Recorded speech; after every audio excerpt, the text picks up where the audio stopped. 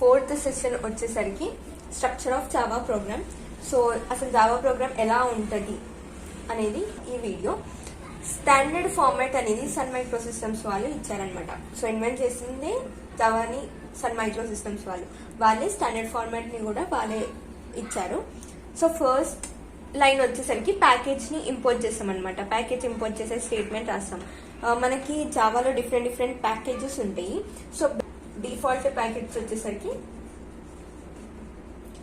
Java language dot star అంటే మొత్తం అన్ని ఇంక్లూడ్ చేస్తుంది అనమాట. ఏమంటే మెథడ్స్ అన్ని ఉంటాయో అవన్నీ ఇంక్లూడ్ చేస్తుంది. ఈ స్టార్ పెట్టామనుకో. లాంగ్వేజ్ అనేది ప్యాకేజ్. సో ఇది డిఫాల్ట్. సో అది ఇంపోర్ట్ చేస్తాం ఫస్ట్ దాంట్లో. అది ప్యాకేజ్ అంటే collection of classes, interfaces, sub classes, ఇవన్నీ కలెక్షన్ ప్యాకేజ్ అంటాం. సో నార్మల్ గా సబ్ ప్యాకేజ్ ఉందనుకో, అప్పుడు కలెక్షన్ ఆఫ్ సేమ్ అంతే క్లాసెస్, ఇంటర్ఫేస్, సబ్ క్లాసెస్, వీటి సబ్ క్లాసెస్, ఇంకా అది సబ్ ప్యాకేజ్ వస్తుంది.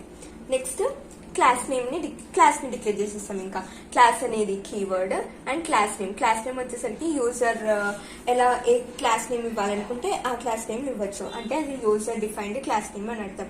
సో మనం సిలో కూడా నేమ్ ని స్పెసిఫై చేయాలంటే కొన్ని మనం యూజ్ చేయాలి. లైక్ అండర్ _ ఉండాలి స్టార్టింగ్, లేదంటే క్యాపిటల్ లెటర్స్ యూజ్ చేయాలి. అలా కొన్ని యూజ్ చేస్తాం కదా. సో క్లాస్ నేమ్ కి వచ్చేసరికి only starting with the capital letters ఇవ్వాలి. Like ABC. నెక్స్ట్ వచ్చేసరికి స్మాల్ లెటర్స్. తర్వాత ఇంకేమైనా వర్డ్ వచ్చింది అనుకో మళ్ళీ క్యాపిటల్ యూజ్ చేయొచ్చు, అండర్ _ యూజ్ చేయొచ్చు. కానీ స్టార్టింగ్ మనం నంబర్స్ తోటి యూజ్ చేయొద్దు క్లాస్ నేమ్ ని. ఓకేనా. నెక్స్ట్ లైన్ ఓపెన్ చేసేస్తాం. బ్రేస్ డేటా మెంబర్స్ ని డిక్లేర్ చేస్తాం. ఇవి స్టాటిక్ ఆర్ ఇన్స్టెంట్ అంటే స్టాటిక్ వేరియబుల్స్ అయినా డిక్లేర్ చేసేస్తాం, లేదంటే డైనమిక్ వేరియబుల్స్ అయినా డిక్లేర్ చేసేస్తాం. వేరియబుల్స్ అంటే తెలుసు కదా, ఇంట్ ఆఫ్ ఏ అలా డిక్లేర్ చేసేస్తాము. User defined methods. So members ని డిక్లేర్ చేయగానే నెక్స్ట్ యూజర్ మెథడ్ డిఫైన్స్ ని కూడా మనం డిఫైన్ చేసిస్తాం. సో ఆ మెథడ్స్ ఏం చేస్తుంది అంటే పర్ఫార్మ్స్ ఆపరేషన్స్ ఏమైతే పర్ఫార్మ్ చేయాలనుకుంటారో అవన్నీ మెథడ్స్ అనేది పర్ఫార్మ్ చేస్తుంది. నెక్స్ట్ వచ్చేసరికి this is the main step of the Java programme. Main public static void main అని డిక్లేర్ చేస్తాం. మనం నార్మల్ గా సిలో అయితే జస్ట్ ఇక్కడ నుంచి డిక్లేర్ చేస్తాం కదా వాయిడ్ మెయిన్ అని. సో ఇక్కడ ఏం చేస్తామంటే public static void main.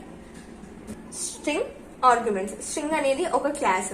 So arguments ఏదైతే కన్సోల్ ఇస్తామో ఆ ఆర్గ్యుమెంట్స్ అన్ని తీసుకుంటది అరేలో, అండ్ అది స్ట్రింగ్ అరే తోటి డిక్లేర్ చేసిస్తాము. So public static void main. ఇక్కడనే మన ఫ్లో ఆఫ్ ఎగ్జిక్యూషన్ అనేది స్టార్ట్ అవుతుంది. ఇక్కడ నుంచే స్టార్ట్ అవుతుంది మన మెయిన్ ప్రోగ్రామ్ అనేది. నెక్స్ట్ వాయిడ్ లో ఏం చేస్తాం, బ్లాక్ ఆఫ్ ది స్టేట్మెంట్స్. ఏమైనా లాజిక్ ని ఎగ్జిక్యూట్ చేయాలనుకుంటే, ఆపరేషన్స్ ని పర్ఫార్మ్ చేయాలనుకుంటే అవన్నీ మనం బ్లాక్ ఆఫ్ స్టేట్మెంట్స్ లో ఇచ్చేసి ఎగ్జిక్యూట్ చేస్తాం. ప్రింటింగ్ స్టేట్మెంట్స్ కానీ, స్కానింగ్ స్టేట్మెంట్స్ కానీ, రీడింగ్ స్టేట్మెంట్స్ అలాంటివన్నీ. సో పబ్లిక్ ని ఇక్కడ క్లోజ్ చేసేస్తాం అండ్ క్లాస్ ని ఇక్కడ క్లోజ్ చేసేస్తాం. క్లాస్ ని ఖచ్చితంగా డిక్లేర్ చేయాలి, ఎందుకంటే జావా అనేది మొత్తం క్లాస్ పైన డిపెండ్ అయి ఉంటుంది కాబట్టి ఒబ్స్ కాన్సెప్ట్ లో ఖచ్చితంగా క్లాస్ అనేది యూజ్ చేస్తాం. మనం సిలో ఏం చేస్తామో కమాండ్ ప్రాంప్ట్ లో సేమ్ అదే చేస్తాం అనమాట. ఫస్ట్ కమాండ్ డైరెక్టరీని నేమ్ తోటి ఇచ్చేస్తాము. తర్వాత ఫైల్ నేమ్ ని ఎడిట్ చేయడానికి ఇప్పుడు ఎడిటర్ కావాలి కదా మనకి ప్రోగ్రామ్ రాయడానికి. సో ఈ కమాండ్ ఇస్తే ఎడిటర్ అనేది ఓపెన్ అవుతుంది. ఫైల్ నేమ్ అనేది మన ఇష్టం, యూజర్ కి ఇష్టం ఉన్న ఫైల్ నేమ్ ఇవ్వచ్చు. ఫైల్ నేమ్ ఇవ్వగానే ఎడిటర్ అనేటిది ఓపెన్ అయిపోతుంది. ఈ ఎడిటర్ ఓపెన్ అయినాక దీన్ని మనం సేవ్ చేయాలి. ఆ సేవ్ చేసిన తర్వాత మళ్ళీ కమాండ్ ప్రాంప్ట్ లోకి వచ్చేసి కమాండ్ ఏం రాయాలంటే gcc file name dot Java. Same మనం ఇచ్చే ఫైల్ నేమ్ ని ఇక్కడ యూజ్ చేయాలి. So gcc file name dot Java. ఇక్కడ ఒకటి ఏంటంటే ఇక్కడ ఫైల్ నేమ్ ఇస్తుంది, మనం ఏదైతే ఫైల్ నేమ్ ఇక్కడ ఇస్తామో సేమ్ ఈ నేమే క్లాస్ నేమ్ కూడా ఇవ్వాలి. రెండు మ్యాచ్ అవుతేనే జావా ప్రోగ్రామ్ అనేది ఎగ్జిక్యూట్ అవుతుంది, లేదంటే అవ్వదు. సో అదొకటి చూసుకోవాలి. కంపైలర్ కోసం రాస్తే కమాండ్ కంపైల్ చేయడానికి. నెక్స్ట్ వచ్చేసరికి ఎగ్జిక్యూటబుల్ కమాండ్ /a.a అనేది రాసిస్తాం. / అనేది కమాండ్ అనమాట. ఏ అనేది డిఫాల్ట్ ఫైల్ నేమ్. యాక్చువల్లీ మనం ఇక్కడ ఫైల్ నేమ్ అనేది చేంజ్ చేసుకోవచ్చు, కాకపోతే వాటికి కూడా కొన్ని కమాండ్స్ ఉంటాయి. నార్మల్ డిఫాల్ట్ ఫైల్ నేమ్ అనేది వచ్చేసరికి a.a అని మనం కమాండ్ ఇచ్చేస్తాం. తర్వాత అవుట్పుట్ అనేది మనకు వస్తుంది. సో ఇది జావా ప్రోగ్రామ్ ని ఎగ్జిక్యూట్ చేయాలంటే ఫస్ట్ మనం జావాని ఇన్స్టాల్ చేసుకోవాలి. సో ఒకవేళ మీకు ఆ వీడియో కూడా చేయాలంటే ఇన్స్టాలేషన్ ప్రాసెస్ అంతా చెప్పాలంటే కింద కమెంట్స్ లో మెన్షన్ చేయాలి, నేను ఎక్స్ప్లెయిన్ చేస్తాను ఒకవేళ మీకు కావాలంటే, లేదంటే నేను స్కిప్ చేసేస్తాను. సో ఇది స్ట్రక్చర్ ఆఫ్ ప్రోగ్రామ్. ఒక ఎగ్జాంపుల్ ప్రోగ్రామ్ తీసుకుందాము. స్ట్రక్చర్ ఇక్కడే ఉంది, సో ఈజీగా కంపేర్ చేయడానికి కూడా ఈజీగా ఉంటుంది. సో నార్మల్గా ప్యాకేజ్కి ముందు మనం కమెంట్స్ కూడా రాయొచ్చు, ఎక్కడైనా యూజ్ చేయొచ్చు కదా. స్ట్రక్చర్లో కమెంట్స్ అనేటివి ఎక్కడైనా యూజ్ చేయొచ్చు. ఆ కమెంట్స్ సేమ్ సి లాగానే ఉంటుంది. Single line comments, multiple line comments, documentation, ఈ 3 అనేటివి కమెంట్స్ కిందకి వస్తాయి. సో సింగిల్ లైన్ కమెంట్ ఎప్పుడు యూజ్ చేస్తామంటే ఒకటే లైన్ కమెంట్ ఉన్నప్పుడు ఇలా 2 స్లాషెస్ అని పెట్టేసి కమెంట్ రాసేస్తాము. నెక్స్ట్ మల్టీ లైన్ కమెంట్స్ అనేటివి మల్టిపుల్ లైన్స్ ఉన్నప్పుడు ఇది యూజ్ చేస్తాం. Slash and star ends with star and slash. Next documentation వచ్చేసరికి లైక్ ఇప్పుడు ఏదైనా HTML డాక్యుమెంట్ ని ఇంక్లూడ్ చేయాలనుకో ఈ డాక్యుమెంటేషన్ అనేది యూజ్ చేయొచ్చు, అప్పుడు ఇది హెల్ప్ఫుల్ అవుతుంది. అండ్ కమెంట్స్ అయిపోయింది. నెక్స్ట్ ఇంపోర్ట్ చేస్తామని చెప్పినాం, మనం ప్యాకేజ్ ని ఇంపోర్ట్ చేస్తాం.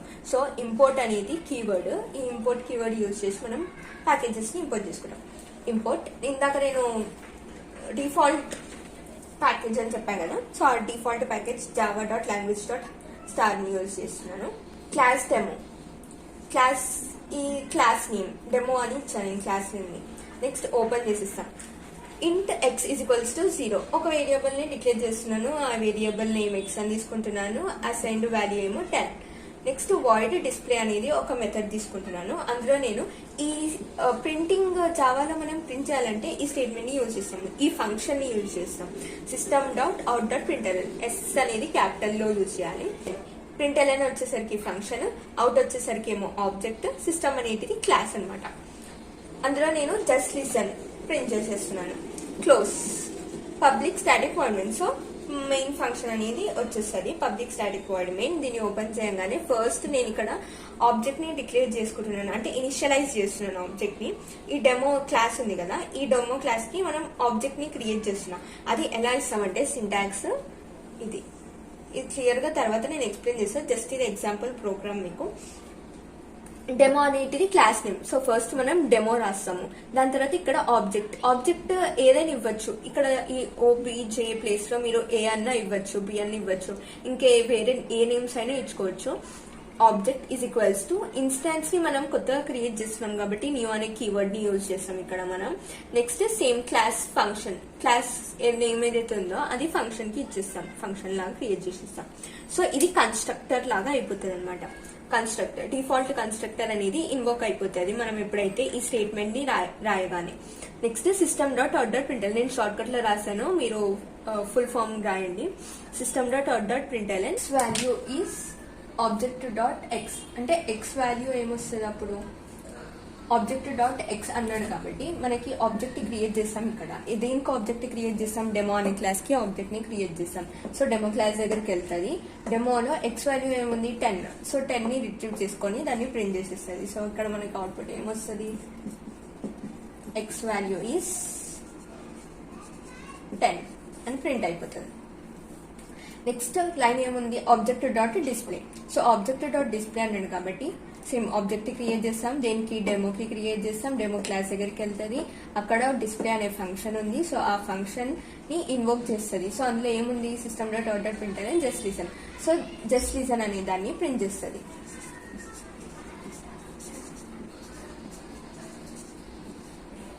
ln అని ఎందుకు యూజ్ చేస్తామంటే నెక్స్ట్ లైన్ ని ప్రింట్ చేసిన తర్వాత నెక్స్ట్ లైన్ లో మళ్ళీ నెక్స్ట్ స్టేట్మెంట్ ని ప్రింట్ చేయడానికి println అని యూజ్ చేస్తాం. సో నార్మల్ గా మనం C లో అయితే ఏం యూజ్ చేస్తాం, println యూజ్ చేస్తాం. ఇక్కడ మనం system.out.println ని యూజ్ చేస్తున్నాం. సో ఇదంతా అయిపోయిన తర్వాత సో నార్మల్ గా ఫస్ట్ మనం ఎడిటర్ ని ఓపెన్ చేయడానికి ఏం నేమ్ ఇస్తాం, ఫైల్ నేమ్. క్లాస్ ని డెమోగా ఇచ్చాం, క్లాస్ నేమ్ ని డెమో ఇచ్చాం కాబట్టి మనం gedit demo.java అని ఇస్తాం. కంపైల్ చేసేటప్పుడు GCC demo.java. ఈ కంపైలేషన్ ప్రాసెస్ ఎప్పుడైపోతుంది, ఇది అంతా రాసినాక దీన్ని సేవ్ చేసిన తర్వాత మళ్ళీ కమాండ్ ప్రాంప్ట్ కి వచ్చిన తర్వాత GCC demo.java అనేది మనం కమాండ్ ఇస్తాం. కమాండ్ ఇస్తే కంపైల్ అవుతుంది ఈ ప్రోగ్రామ్.